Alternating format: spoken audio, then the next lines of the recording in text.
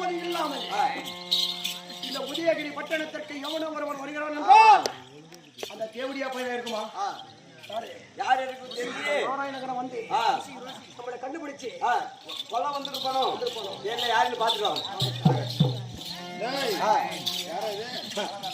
கண்டாச்சுரன் கண்டாச்சுரன் உதயகிரி நம்ம வேலை முடியலன்னா இங்கதான் வரணும்.